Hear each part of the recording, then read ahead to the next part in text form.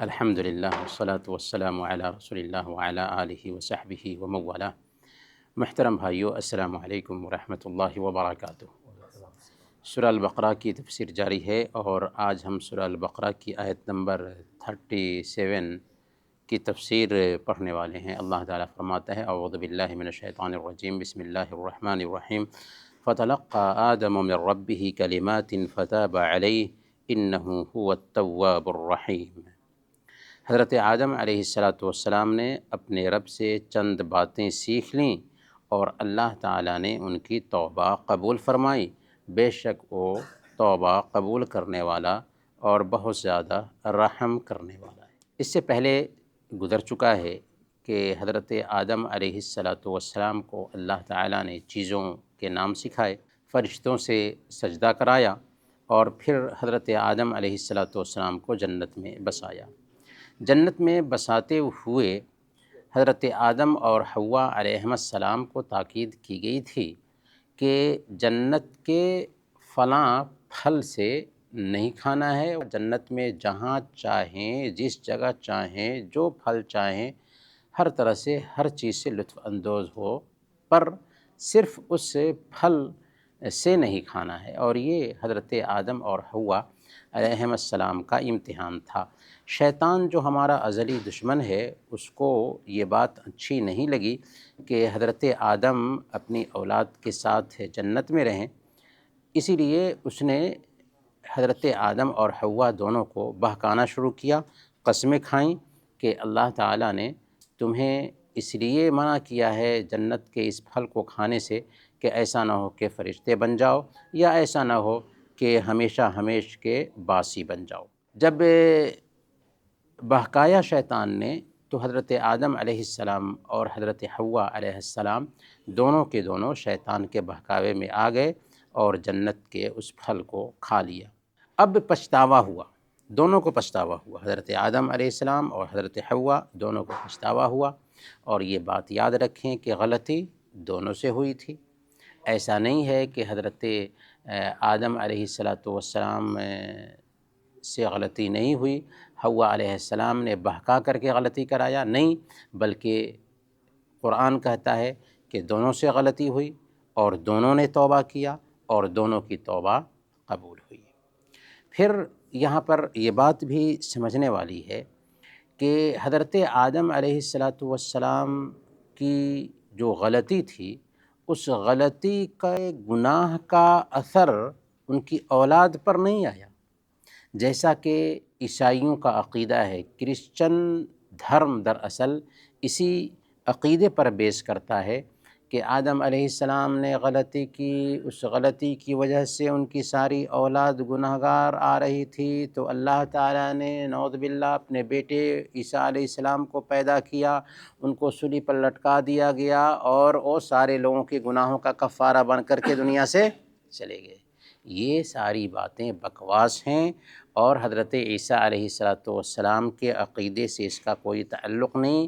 پول یا شاول نام کا ایک شخص کرسچنٹی بناتا ہے، عیسائی دھرم بناتا ہے، اور اسی کی طرف عیسائیت کی آج نسبت کی جا سکتی ہے، ورنہ حضرت عیسیٰ علیہ السلام سے اس طرح کے بیکار اور بکواس عقیدے کا تصور نہیں کیا جا سکتا۔ اب سوچیں کہ غلطی میں کروں اور سزا میرے بیٹے کو دی جائے، میرے پوتے کو دی جائے، یہ کہیں کا قانون ہو سکتا ہے؟ اگر غلطی آدم سے ہوئی تو سزا عیسیٰ علیہ السلام کو کیوں دی جائے گی بھائی؟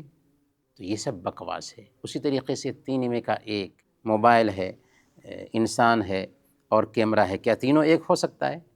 تو یہ سب بکواس ہے، جس سے بکواس عقیدے پر آج ڈیپینڈ کرتا ہے عیسائی دھرم۔ قرآن نے کیا سمجھایا؟ قرآن نے کہا کہ حضرت آدم اور حضرت حوا علیہ السلام سے غلطی ہوئی، اس غلطی کی وجہ سے دونوں نادم اور شرمندہ ہوئے، ان کے بدن کے کپڑے گر گئے تھے اور اس پر ندامت ہوئی ان کو، چنانچہ اللہ تعالیٰ نے ان کی توبہ قبول فرمائی اور اللہ تعالیٰ نے ان کو معاف کیا۔ چنانچہ اللہ تعالیٰ اسی حوالے سے فرماتا ہے فَتَلَقَّى آدَمُ مِن رَبِّهِ كَلِمَاتٍ۔ حضرت آدم علیہ السلام نے اپنے رب سے چند باتیں سیکھ لیں۔ کون سی باتیں تھیں جو حضرت آدم علیہ السلام نے سیکھا تھا اپنے رب سے۔ اللہ تعالیٰ نے سورہ الاعراف آیت نمبر 23 میں اس کا بھی ذکر کیا ہے، یعنی حضرت آدم علیہ السلام سے جب گناہ ہوا تو پچھتاوا ہونے کے بعد اللہ تعالیٰ نے طریقہ بھی بتایا آدم علیہ السلام کو کہ کیسے توبہ کرو، چنانچہ وہ کلمات سکھائیں۔ کلمات کیا تھے؟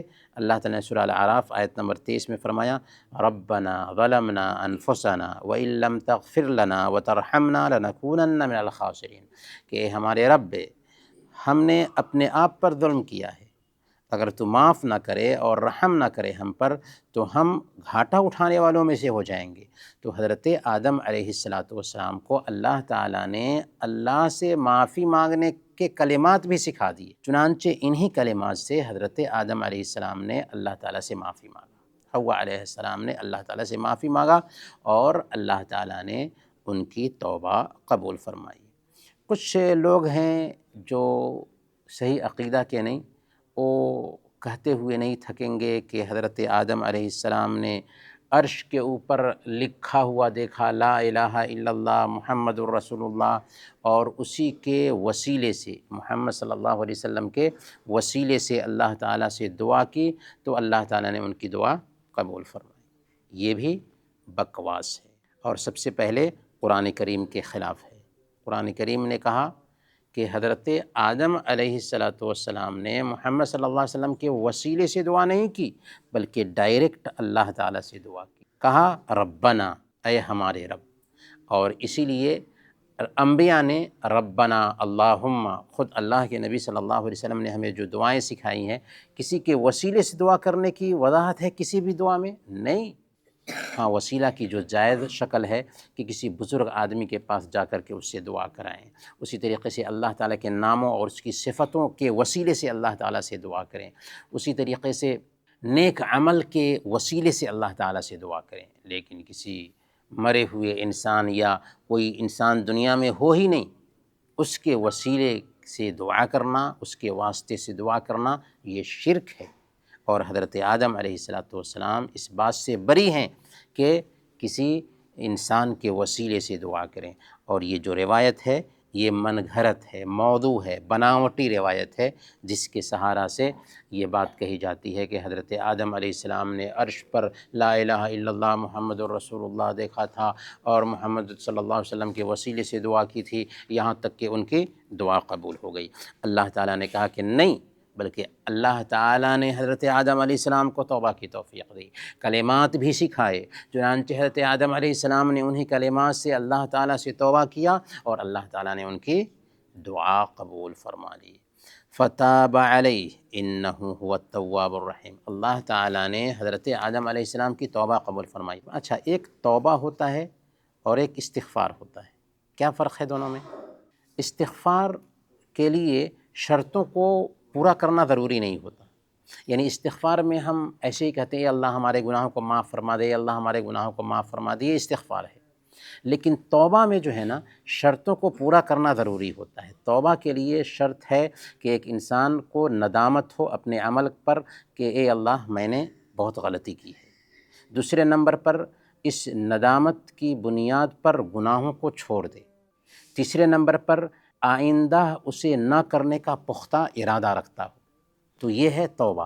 البتہ استغفار میں ایسا نہیں ہوتا، استغفار میں کامن ہم زبان سے استغفر اللہ کہتے رہتے ہیں، تو گویا کہ استغفار اور توبہ میں یہ فرق ہوا۔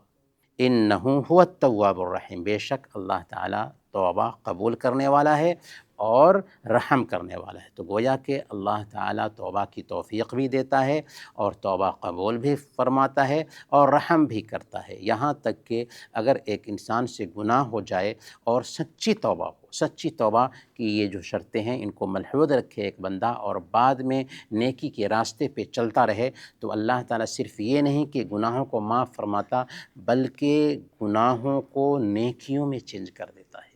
اللہ تعالیٰ نے قرآن میں بیان فرمایا الا من تاب وآمن وعمل عملا صالحا فاولئک یبدل اللہ سیئاتہم حسنات، کہ سوائے ان لوگوں کے جو توبہ کرتے ہیں، ایمان لاتے ہیں اور نیک عمل کرنے لگ جاتے ہیں، تو یہ وہ لوگ ہیں کہ جن کے گناہوں کو اللہ تعالیٰ نیکیوں میں بدل دیتا ہے۔ 100 سال تک ایک انسان گناہ کرتا رہا، اخیر میں اس کو توفیق ملتی ہے توبہ کرنے کی اور سچی توبہ کرتا ہے، اب وہ نیکیوں کا التزام کرنا شروع کر دیتا ہے، اب گناہوں کی طرف نہیں جھانکتا، تو ایسے کچھ لوگوں کے ساتھ اللہ تعالیٰ کا کرم اتنا ہوتا ہے کہ صرف ان کے گناہوں کو معاف نہیں کرتا بلکہ 100 سال کے گناہوں کو نیکیوں میں بدل دیتا ہے۔